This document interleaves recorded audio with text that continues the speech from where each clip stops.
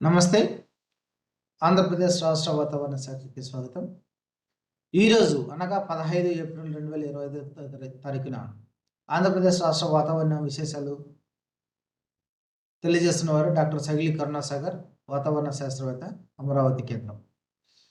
నిన్నటి ఈశాన్య మధ్యప్రదేశ్ మీదుగా దక్షిణ తీర ప్రాంతం ఒడిశా వరకు ఏర్పడి ఉన్న ఉపరితల ఆవర్తనం ఈరోజు దక్షిణ మధ్యప్రదేశ్ మధ్య భాగం నుండి ఛత్తీస్గఢ్, జార్ఖండ్, ఒడిశా మీదుగా పశ్చిమ బెంగాల్లోని దక్షిణ గంగా తీరం వరకు సగటు సముద్ర మట్టానికి 1.5 కిలోమీటర్ల ఎత్తు వరకు విస్తరించి ఉంది.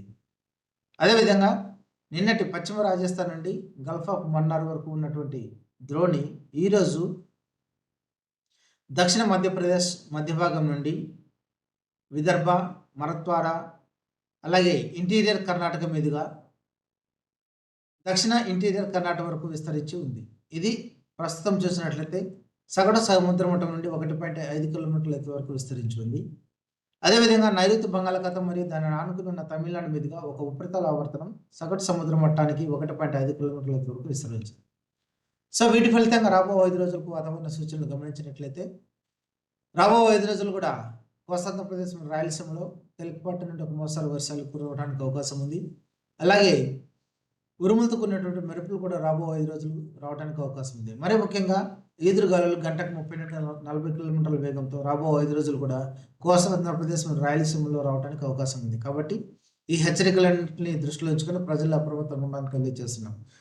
అలాగే ఉష్ణోగ్రతలు గమనించినట్టయితే నిన్నటి రోజున మనకు కర్నూలులో 40.5 డిగ్రీల ఉష్ణోగ్రత గరిష్టంగా నమోదు కావడం జరిగింది రాష్ట్రంలో.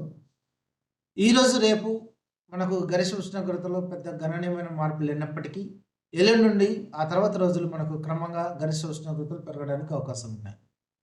కాబట్టి ఈ హెచ్చరికలు అన్నింటినీ దృష్టిలో ఉంచుకొని ప్రజలు అప్రమత్తంగా ఉండాలని తెలియజేస్తున్నాం. మరి ముఖ్యంగా ఈదురుగాలులు, ఉరుములు, మెరుపులు సంభవించే అవకాశం ఉన్నందున రాబో 5 రోజులు కూడా రైతు కూలీలు, దైనందిన కూలీలు, అలాగే పశువుల కాపరులు మరీ జాగ్రత్తగా ఉండాలని తెలియజేస్తున్నాం. మరి ముఖ్యంగా ఉరుములు, మెరుపులు సంభవిస్తున్న సందర్భంలో చెట్ల కిందికి వెళ్ళగలని హెచ్చరికలు జారీ చేస్తున్నాం. అలాగే ఎక్కడైనా పాడుబడ్డ బిల్డింగ్లు కానీ లేదా ఎండిపోయిన చెట్లు కూడా మనకు విరిగిపడటానికి అవకాశం ఉంది. అదేవిధంగా ఈదురుగాలులు వీస్తున్న సమయంలో చెట్లు కానీ లేకపోతే విద్యుత్ స్తంభాలు కానీ లేదా కరెంటు స్తంభాలు నేల కొరగడానికి అవకాశం ఉంది. కాబట్టి ఈ హెచ్చరికలన్నింటినీ దృష్టిలో ఉంచుకొని ప్రజలు అప్రమత్తంగా ఉండాలని తెలియజేస్తున్నాం. నమస్తే.